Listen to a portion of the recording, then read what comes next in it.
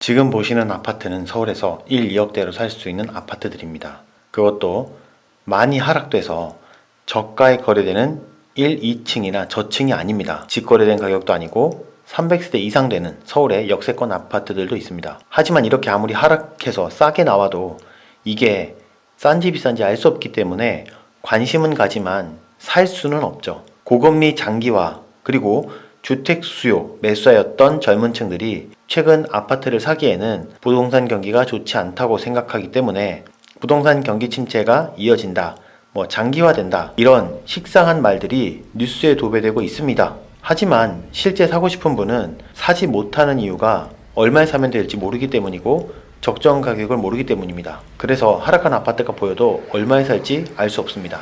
그리고 서울의 싼 아파트는 모두 노도강 금관구인데 이런 아파트로는 상급지로 갈아탈 수 없다고 생각하기 때문입니다. 어떻게 하면 1, 2억에 사서 상급지로 갈아탈까? 어떻게 골라야 할까? 성북구에 있는 창신 쌍용 아파트입니다. 15년 말에 매매 가격 3억에 매수했습니다. 그리고 전세가를 2억 8천에 맞출 수 있었죠.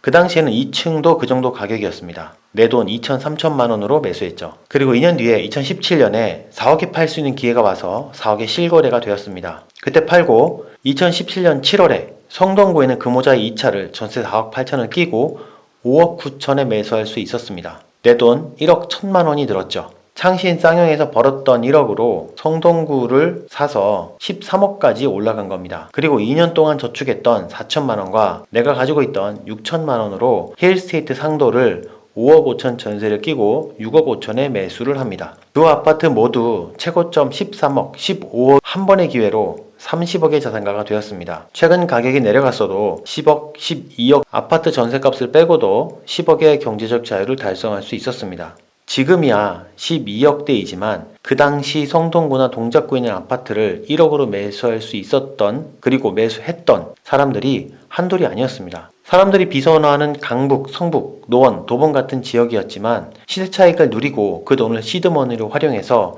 상급지로 갈아타서 본인만의 목표를 달성했습니다. 그럼 우리는 언제 사고 언제 팔아야 할까요? 그리고 어떻게 자산을 불려나가야 할까요? 12년 동안 제가 중개사로 살면서 아파트 가격은 더 빠져야 한다고, 그리고 3년 전, 5년 전 가격으로 돌아가야 한다고 주변인들에게 급매물이라고 그냥 사주지 말라고 당부했습니다. 권고했죠. 부동산으로 돈을 버는 세상이 되어서는 안 된다고 했어요. 그런 대한민국은 망한다고, 젊은 세대들은 더 이상 살 수 없다고, 영끌족 다 죽는다. 전 그렇게 얘기하고 다녔습니다. 대구에 올라와서 서울에서 열심히 일했지만 5년 뒤 저는 강원도로 이사했습니다. 그렇게 집값이 미쳤다라고 외치던 손님들도 하나 둘 서울에서 인천이나 지방으로 내려가야 됐죠. 자본주의를 잘못 이해하고 있었던 겁니다.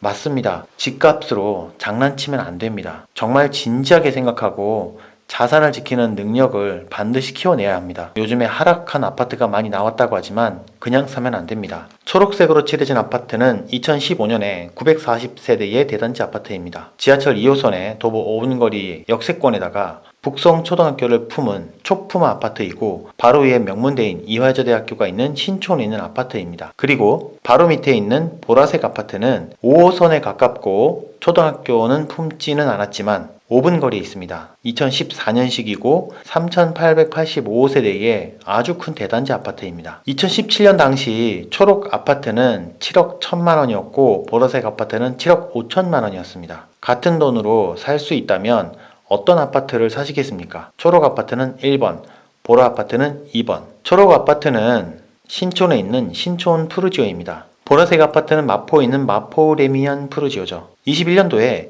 신촌 푸르지오는 13억 9천만 원이 되어서 약 6억 8천만 원의 차익이 됐고요. 마포 레미안 푸르지오는 16억이 되면서 8억 5천만 원의 차익이 나게 됩니다. 초품화라고 해서 단순히 2호선이라고 해서 투자하면 다른 결과로 이어집니다. 문제는 그 이후 투자할 수 있는 아파트의 길이 완전히 달라져서 재산 차이가 많이 차이 나게 되죠. 이유는 무엇일까요? 꾼이 좋다는 이유로, 숲세권이라는 이유로, 공원이 살기 좋다는 이유로, 공원이 가까워서 살기 좋다는 이유로, 이런 이유로 부동산들이나 혹은 주변인들에게 문의를 했기 때문에 잘못된 결과로 이어지고 수억, 수십억 원의 인생으로 갈라집니다. 그래서 그 지역의 핵심 가치를 아는 게 중요합니다. 하락이 많이 됐다고 아파트를 사면 안 돼요. 서울에는 3대 업무지구가 있고 가장 중요한 강남과 여의도 그리고 강남은 있습니다. 두 개의 아파트는 강남과는 거리가 비슷하지만 여의도는 아래에 있는 아파트가 훨씬 가깝기 때문에 수요도 많았고 가격도 더욱 많이 올라가게 된 것입니다. 그래도 무엇이라도 선택을 했다면 돈을 벌고 통화량 급증 시대에 현금이나 들고 있는 선택을 하지는 않았겠죠. 그냥 관망하셨던 분들은 혹은 그냥 보유했던 분들은 내가 가지고 있던 돈이 반토막 혹은 4분의 3이 사라졌습니다. 거시적 경제나 미국과의 상황을 논할 때 가계대출이 극에 달해서 한국 경제가 위험해진다고 할 때 이런 기회가 옵니다. 가격